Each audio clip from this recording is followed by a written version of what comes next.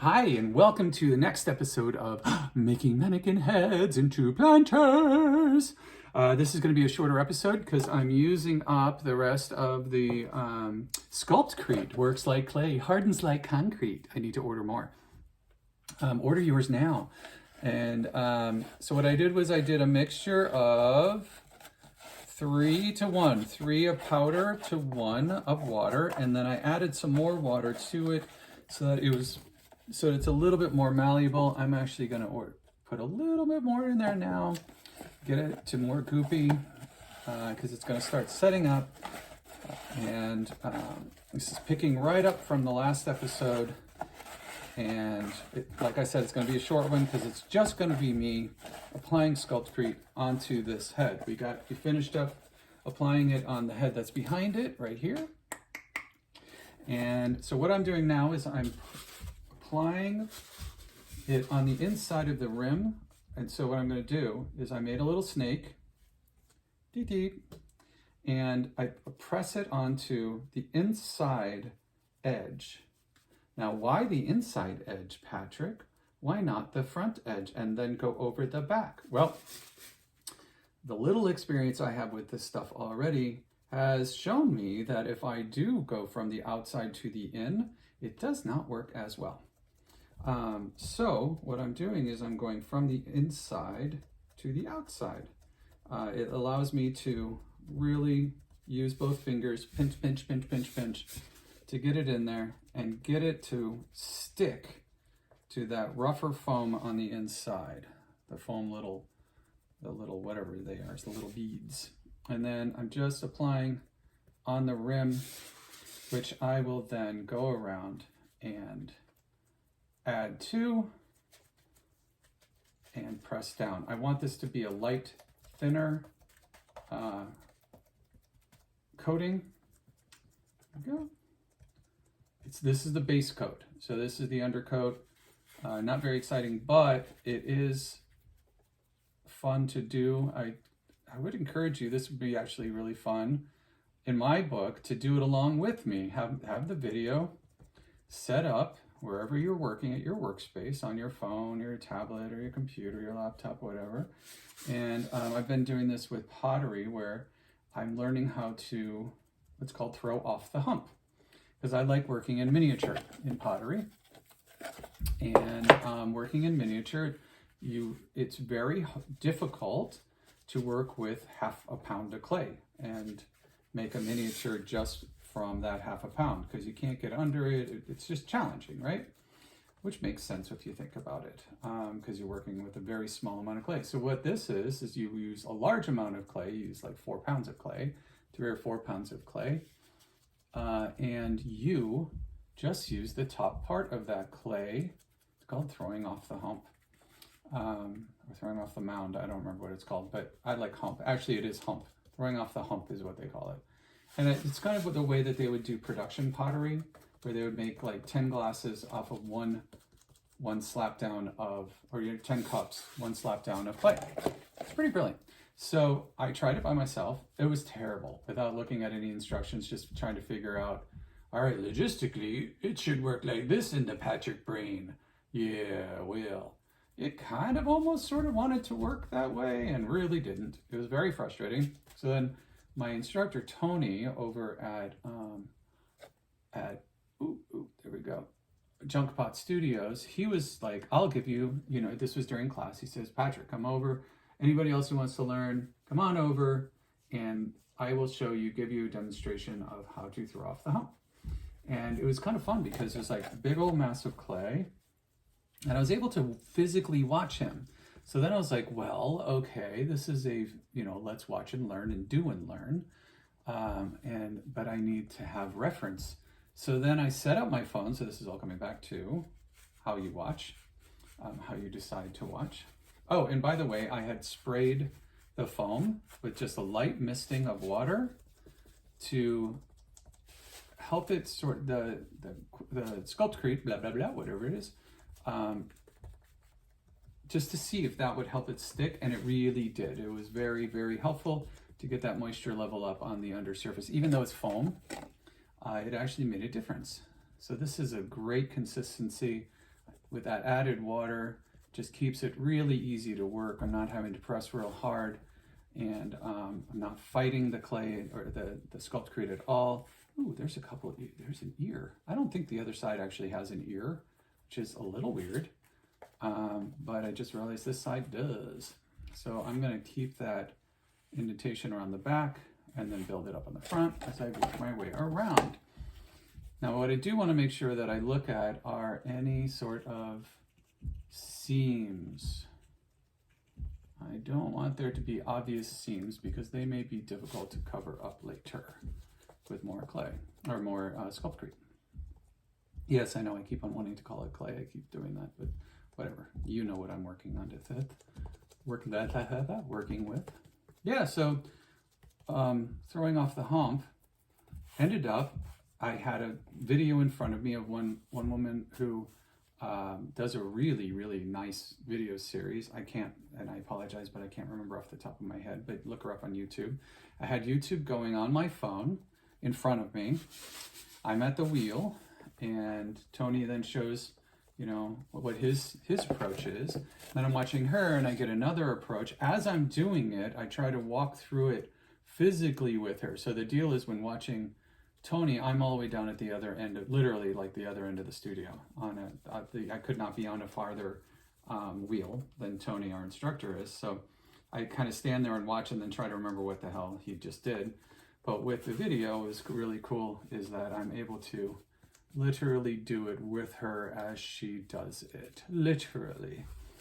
But simultaneously work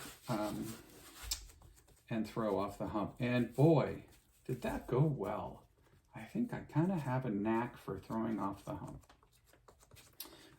And in the miniatures, and then you just take the remaining clay when you're working that way, and you figure out what you're going to make it into from then on.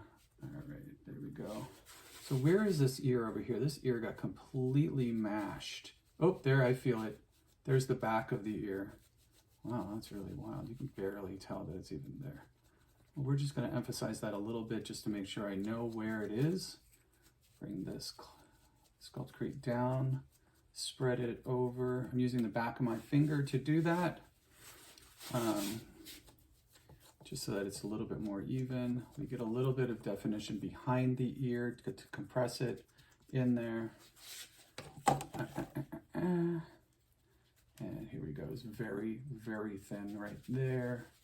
Need to make sure it's pretty consistent and not have it, the head floating in the air, but actually have it stable as much as I can with the way I'm having to work with this because the neck is so long on it.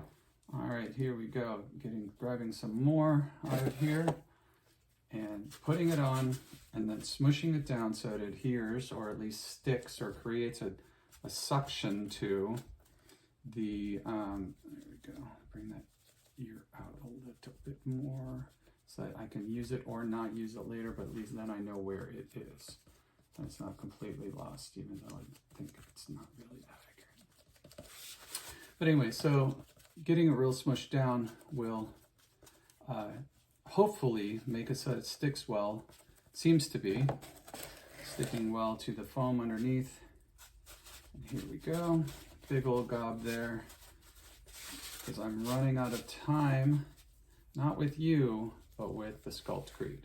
So SculptCrete is a chemical reaction, okay? And that's why I'm wearing gloves. Otherwise I would not be wearing gloves. If this was clay, I would definitely not be wearing gloves because I like the feel of clay and you can feel how malleable it is, wet it is, dry it is, stuff like that. But with this, really you need to be wearing gloves because the chemicals are very harsh. Concrete, cement chemicals are like super harsh. People I've known who work in cement, if they don't have the right boots on and they're walking through cement as they're like pouring cement into foundations and stuff, it literally, there's that word again, it will actually eat through your boots. The chemicals are that harsh. And once it starts going, it goes. So I find fascinating about that is when you order concrete to be poured anywhere, they mix it along the way. because it only has a certain lifespan of usability, especially portability. It's not like with clay where you can just add water and then reconstitute it and re-dry it and sort of put all those platelets back together, because it's not actually a mineral, it's a chemical. It's minerals with chemicals. The concrete is. So the more water you use with it, and I've mentioned this before, but I'll mention it again, the weaker it becomes if you dilute it too much. There have been many issues with buildings collapsing, or parts of buildings, of structures collapsing, because the mixture of the concrete, the cement that went into the foundations, this happened in Kansas City, I remember, that they found out that it was too wet of a mix, or the proportions were out of whack, and it made the cement weak. And they, because somebody was not doing their job, and they were trying to not use as, they figured that it was pretty criminal in that they were being super negligent and trying to make the dry mix, stretch the dry mix. So these are, these are homes of people. And my whole thing is like, how do you sleep at night when you do crap like this? My parents definitely instilled a good sense of conscience in me. But yeah, so they building people's homes, but the supplier of the concrete was doing the wrong mix. It wasn't the builder's fault. And they were trying to save money by not using as much of the solids. And foundations were cracking and crumbling, literally crumbling under people while they're living in these homes, and they're having all these foundation issues. So I remember there were a lot of lawsuits and all this other crap. And when they finally figured it out, it was like, oh yeah, somebody came forward who was somebody with a conscience came forward and said, yeah, no, that was on purpose. And this is why they were doing it. They were being intentionally negligent because they thought they could get away with it. And they did. And they made money, and they were able to use, whatever percentage of more water and get away with it. So it looked like it was right, but the mix was wrong. And so a lot of people paid in the end and ruined people's hopes and dreams and blah, blah, blah. So what I'm doing with the throat hole, there's a hole in the throat for drainage, but I need to make sure that it continues through. I'm basically out, and I'm going to be done with this episode in just a few minutes. And I want to get the very last of it in little spots that I see that I missed up and through here. I can keep putting it on as long as it's somewhat wet. And I think I can put it on if it's just completely dry, and I think it'll actually stick when it's wet, because it's going to just, anything that's dry is just going to pull that moisture over, I think. Maybe. We'll see. I may be just making shit up as I go. That's my husband's job. He's the king of making shit up as he goes. We actually all are. We both are very good at that. But I love it. People are always like, hey, can I ask you a question? It's a really weird question. I'm like, yeah, if I don't know, I'll give you a weird answer probably. If it's a weird question, it usually begets a weird answer. And they're like, well, I don't know if you know the answer or not. And I said, well, if I don't, I'll just make something up. How does that sound? And they're like, and I'm like, I'm kidding. I won't make something up. We will look it up if I don't know the answer. There we go. All right, this is cool. This makes me happy. It's not totally smooth. Doesn't really matter now that I've got this sort of freedom because of me being able to use sandpaper and bringing that ear, actually should be further back, to match the other one is really all I'm doing, since this one had no definition of ear because they sent it to me in a plastic bag. And so the face was smushed, the ear was completely destroyed, and I'm just gonna make it there. Now you can sort of tell where it's supposed to be, and it's about the same height, same location as on the other side with the symmetry there. So we found the face, the mouth, any like really big lines and or bumps, because I do want to be able to just sculpt over it without having to worry about messing with it. All right, so that's how much I've got on there. I am done for the day. And all right, next thing I'll do is another batch. We will then be putting that base coat on the rest of it all the way down. This I'm going to let dry out because it actually scrapes out very nicely once it is dry.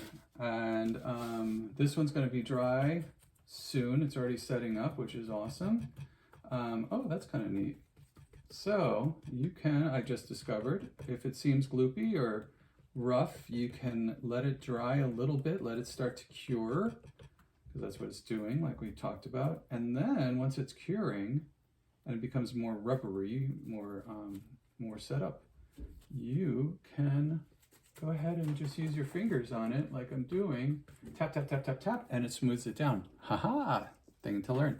All right, have a wonderful day. I know this is a super quickie, but I wanted to get it in and use the rest of the mix while I have it. And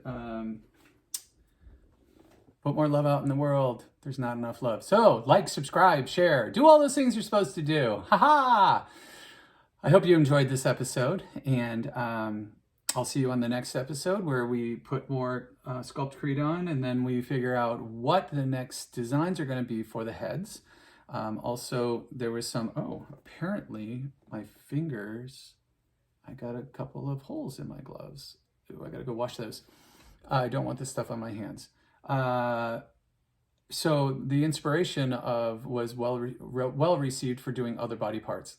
Thinking hands, hand and arm, like when they do those like funky, and maybe be able to hold a pot, get a pot like cemented into it. Kind of cool, right? We'll see. We'll see. That's all the future. Everything is an option. So put the love out in the world. There's not enough of it in the world. Give yourself space. Breathe in, breathe out. World looks like a little different place now. All right. Have a great day. Bye.